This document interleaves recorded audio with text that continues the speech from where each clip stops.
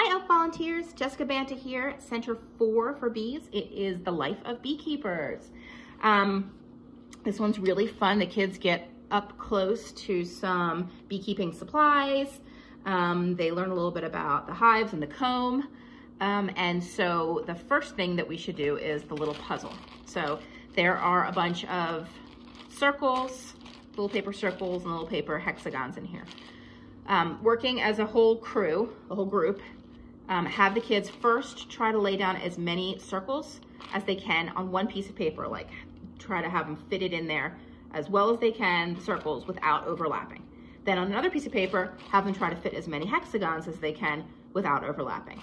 And then talk about which ones fit better, and ask them, why do you think that the bees use hexagons instead of circles to make their hives and their comb.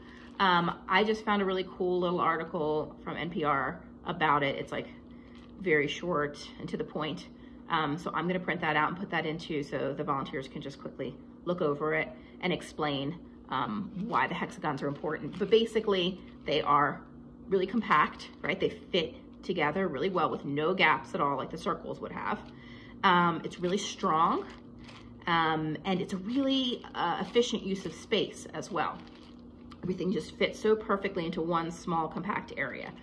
So those are some of the, main points there. And then after they make their little honeycomb puzzle, they can see real honeycomb, which is super cool. So we've got, this was donated again by the beekeepers, real honeycomb. This is awesome. This piece of honeycomb has to last the whole time though, for every class. So I think what I'm gonna do is I'm gonna leave it in the bag and then I'm gonna put it in like a Tupperware container. Take the lid off the Tupperware container, but don't have the kids take the actual comb out, because I have a feeling that somebody's gonna stick a finger in it, somebody's gonna squish it, and then we'll be kind of in trouble.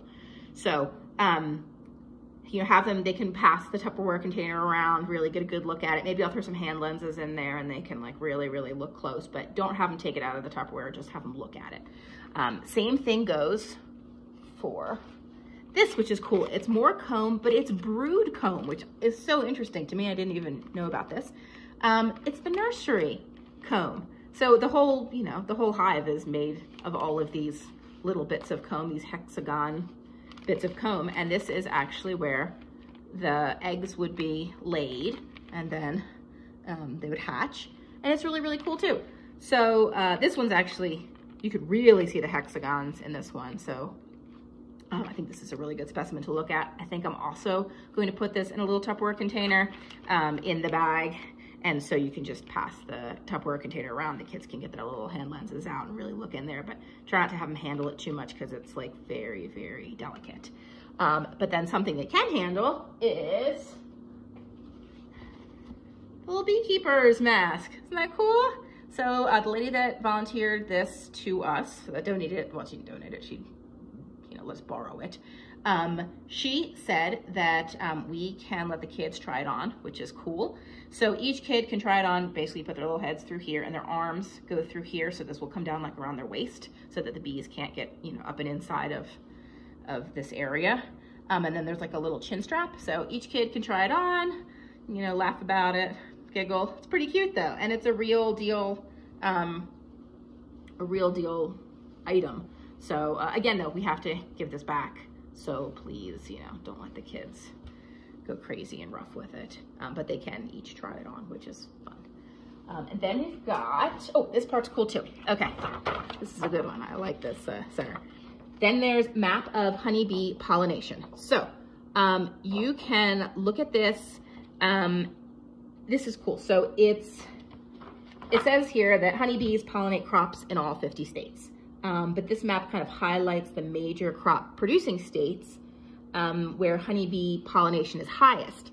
And so obviously California is like, very high. But you can ask the kids like what their favorite fruits and vegetables are. You can try to find it here on the map. Like if somebody's like, I love blueberries in New Jersey, they're a high producer of blueberries and the honeybees help pollinate them, which is super cool. And then, you can talk to the kids more about it and have them really look at it. I think that this is pretty neat. in my opinion. And, oh, I forgot to show this too. There's just two more little things here. This is a little article about beekeeping. If you kind of want to go through it, you can. Kind of explains all the steps involved and everything, which is neat. And it shows the actual, like, the beekeepers, so it's not like a natural, this is like the actual beekeeping process of getting honey, whereas opposed to there's also natural hives out there too in the world. And this, the nice lady that dropped off all of these cool bits of beekeeping stuff, these are her bees, which is kind of cool. So you can show them this picture. It shows the comb really, really well. It shows the hexagons really well. And it shows the bees up close too, which is super cool. So she's in Jefferson County, and you can tell the kids that these bees are local bees, which is neat. And oh, we've also got two books. Where did I put them? They're there. We've got The Bee Man and The Magic School Bus.